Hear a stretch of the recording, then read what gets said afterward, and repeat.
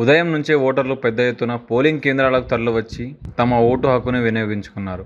తొలిసారి ఓటు హక్కును పొందిన యువతీ యువకులు, వృద్ధులు, దివ్యాంగులు, ట్రాన్స్జెండర్లు తమ ఓటు హక్కును వినియోగించుకునేందుకు ఉత్సాహం చూపించారు. ప్రభుత్వ సలహాదారుడు ఎం. నరేందర్ రెడ్డి తన స్వగ్రామం మహబూబాబాద్ జిల్లా కేసముద్రం మండలం అర్పణపల్లిలో మహబూబాబాద్ పార్లమెంట్ కాంగ్రెస్ పార్టీ అభ్యర్థి పొరిక బలరాం నాయక్ మహబూబాబాద్ పట్టణంలోని 239వ పోలింగ్ బూత్ లో, మహబూబాబాద్ ఎమ్మెల్యే మురళీ నాయక్ మహబూబాబాద్ పట్టణంలోని 234వ పోలింగ్ బూత్ లో తమ ఓటు హక్కుని వినియోగించుకున్నారు. బీజేపీ అభ్యర్థి అజ్మేరా సీతారాం నాయక్ మహబూబాబాద్ పట్టణంలోని పలు పోలింగ్ బూత్లలో పోలింగ్ సరళిని పరిశీలించారు. సాయంత్రం 5 గంటల వరకు మహబూబాబాద్ నియోజకవర్గ వ్యాప్తంగా 68.6% పోలింగ్ నమోదైంది. నేను చెప్పదలసింది ఒకటి ప్రజలకు ఇంతకుముందు కూడా మా ఇండియన్ కూటమిలో మేము ఉన్నప్పుడు, నేను మంత్రిగా ఉన్నప్పుడు మేము చేసిన పనులే ఉన్నాయి. ఇవాళ రోడ్స్ కానివ్వండి, ట్రైన్స్ కానివ్వండి, కేంద్ర విద్యాలయాలు కానీ, మోడల్ స్కూల్స్ కానీ, చెరువులు కానివ్వండి, మున్సిపాలిటీస్ కానివ్వండి, మేము చేసిన పనులే, కాంగ్రెస్ గవర్నమెంట్ చేసిన పనులే తప్ప వేరే పనులు ఏం లేవు. కాబట్టి మేము కొత్తగా చేయవలసినప్పుడు మేము డిక్లరేషన్ ఇచ్చాము. 100 రోజుల పని. మాకు 100 రోజుల పనిలో 400 రూపాయలు మేము ఇస్తాం రేపు ఇండియన్ కూటమి వచ్చిన తర్వాత. దానితో పాటు ₹1,00,000 కూడా వాళ్ళ మహిళలకు, అక్కలకు మేము అకౌంట్లో వేస్తాం. దాని తర్వాత ఇప్పుడు రుణమాఫీ, రైతు బంధు అంటే ప్రతి ఒక్క ఇంటికి చేరినట్టే కదా. పవర్ ఉంది, ప్రతి ఇంటికి చేరినట్టే కదా. గ్యాస్ సిలిండర్ ఉన్నది, కన్సెషన్లో డిస్కౌంట్లో ఇస్తున్నాం. వాళ్ళు ఎంత ఇచ్చినా మేము ₹500 దాన్ని కలిపి ఇస్తున్నాం. కలిపి మేము డిస్కౌంట్ చేస్తున్నాం. ఇవన్నీ కూడా మేము కాంగ్రెస్ పార్టీ దాదాపుగా ఇప్పుడు ఇందిరమ్మ ఇండ్లు మేమే ఇస్తున్నాం, కరెంటు మేమే ఇస్తున్నాం, గ్యాస్ మేమే ఇస్తున్నాం. ఇంకా దాని ఇప్పుడు మళ్ళీ వాళ్ళ గృహలక్ష్మి కూడా రేపు రైతు బంధు అయిపోయిన తర్వాత, మేము అప్పున్నది అయిపోయిన తర్వాత అది కూడా ఇస్తాం. కాబట్టి అన్ని కాంగ్రెస్ పార్టీ ఇస్తుంది తప్ప లేదు. దానితో పాటు తప్పకుండా రేపు గవర్నమెంట్ ఆఫ్ ఇండియాలో మా గవర్నమెంట్ వచ్చిందంటే ఇవన్నీ కూడా మళ్ళీ రోడ్స్ ఉన్నాయి, ప్రాజెక్ట్స్ ఉన్నాయి, చెరువులు ఉన్నాయి, కుంటలు ఉన్నాయి, ఇంకా రకరకాలుగా ఇండస్ట్రీస్ ఇవన్నీ కొన్ని తేవాలి, ట్రైన్స్ కొన్ని ఆపాలి, ట్రైన్స్ కొన్ని ఇప్పుడు ఇల్లందులో ట్రైన్ తీసుకురావాలి. అలాంటి ఎన్నో ఆలోచనలతో ఉన్నాం. ఆ ఆలోచనలు లాంటివి కూడా ప్రజల ఆలోచన, అవి ప్రజలకు తప్పకుండా తీసుకొచ్చి ప్రజలను వాళ్ళని తృప్తిపరచలేక, వాళ్ళను సౌకర్యాలు ఇచ్చేలేక మేము తప్పకుండా చేస్తాము.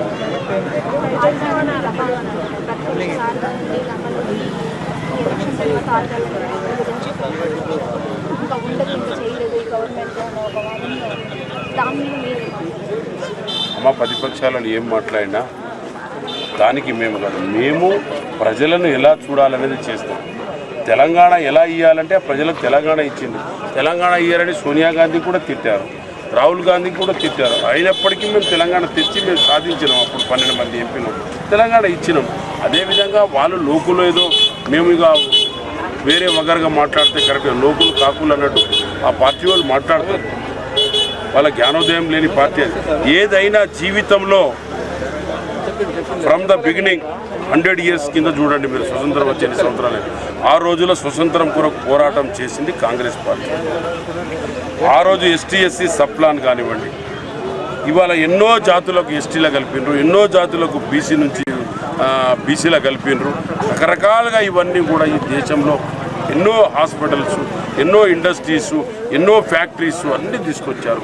ఇవాళ అన్ని మిల్స్ కానీ ఏది కానీ ఏదైనా కాంగ్రెస్ పార్టీ ప్రజల పార్టీ అమ్మ. ప్రజలను వాళ్ళకు చూడాలంటే కాంగ్రెస్ పార్టీ తప్ప ఏ పార్టీ చేయదు. ఆ పార్టీ వాళ్ళు ఏదో మాట్లాడుకుంటారు. ఆయన మాట్లాడినంత మాత్రాన వాళ్ళకు మేము పరిగణనలో తీసుకోం. మా పని మేము చేస్తాం.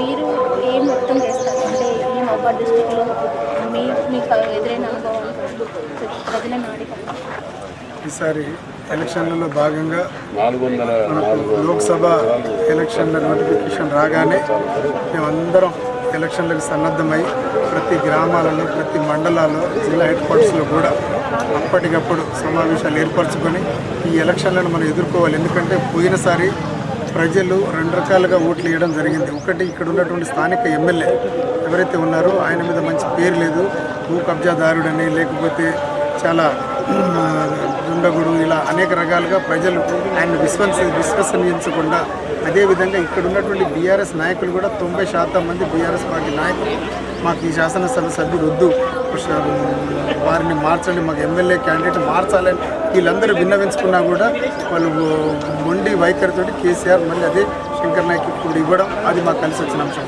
అదేవిధంగా ప్రజల్లో కూడా అధికార పార్టీ ఏదైతే బీఆర్ఎస్ పార్టీ ఉందో వ్యతిరేకత స్టార్ట్ అయింది. 10 సంవత్సరాలుగా అదే ప్రభుత్వాన్ని చూసాం, ఇచ్చిన హామీలు నెరవేర్చలేకపోతా ఉంది. నియంత్రిత పోకడ, నియంత పాలన, కేసీఆర్ పాలన. ఎందుకంటే ఏ మంత్రిని కానీ ఎమ్మెల్యేని కానీ ఆయన అపాయింట్మెంట్ ఇవ్వలేని పరిస్థితి. ఆయన ఇక్కడ మన ప్రజలు గెలిపించినటువంటి ఎమ్మెల్యేనే కనుక అపాయింట్మెంట్ ఇవ్వకపోతే ఎటువంటి అభివృద్ధి ప్రజలు ఆలోచించారు. ఆలోచించి ప్రజలు ఈ 2 అంశాలకు వ్యతిరేకంగా ఓట్లు వేయడం వల్ల మాకు మెజార్టీ వచ్చింది.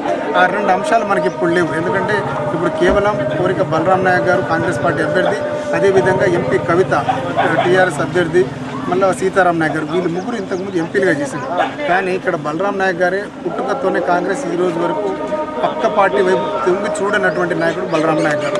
అదేవిధంగా మనం కవితను చూసాం. కవితకు 2009లో ఎమ్మెల్యే టికెట్ కాంగ్రెస్ పార్టీ ఇచ్చింది, భారీ మెజార్టీతో గెలిపించింది. ఆమె చేసినటువంటి అరాచకాలను అవన్నీ చూసి అప్పుడు 2014లో ఆమె ఓటమి పాలైంది. శంకర్ నాయక్ గారు గెలిచారు.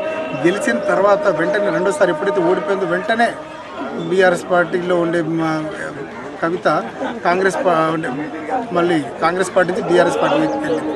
సీతారాం నాయక్ గారు బీఆర్ఎస్ నుంచి గెలిచి బీజేపీ. అంటే అందరూ పార్టీలు మారినా కూడా వ్యక్తిత్వాలను ముగ్గురిని ముందు పెడితే బలరాం నాయక్ గారే 100% బెటర్. వీళ్ళందరికీ తెలుసు. కేవలం ఈ అంశం మీదనే బలరాం నాయక్ గారు ఈసారి భారీ మెజార్టీతో గెలుస్తారు. కొంచెం ఓటింగ్ సర్లీ కొంచెం తగ్గిన ఈసారి మెజార్టీ ప్రజలందరూ కాంగ్రెస్కి ఓటేస్తూ ఉన్నారు.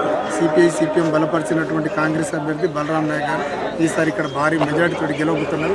అన్ని నియోజకవర్గాల్లో ఇక్కడ ఉన్నటువంటి 7 నియోజకవర్గాల్లో కాంగ్రెస్ అభ్యర్థులు ఎమ్మెల్యే అభ్యర్థులే ఉన్నారు. కాబట్టి గెలుపు అనేది ఎవరు ఆపలేరు. వారి గెలుపు నోటిఫికేషన్ వచ్చినప్పుడే ఖాయమైపోయింది. కేవలం మేము మెజారిటీ కొరకే గత నెల రోజులుగా పాకులాడుతూ ఉన్నాము. ఈసారి మహబూబాబాద్ నియోజకవర్గంలో భారీ మెజార్టీ బలరాం నాయక్ గారికి రాబోతుంది. వారు కేంద్ర మంత్రులను ఖాయం. ఎలక్షన్స్ ఉద్దేశించారు. సో మీరు ఈ ఎన్నికలు మొత్తం కూడా ఇప్పుడు ఈ నెల రోజుల నుంచి క్యాంపెయిన్ ప్రజలు మిమ్మల్ని ఏ విధంగా ఆదరించారు? ప్రజల నుంచి ప్రజలు మోడీ గారిని ఆదరిస్తున్నారు. మోడీ గారిని ఆదరిస్తూ మోడీ గారికి ఏదో రామునికి ఉడత భక్తిగా ఉన్నట్టుగా నేను భక్తునిగా వారికి నా పేరే సీతారాం నాయక్.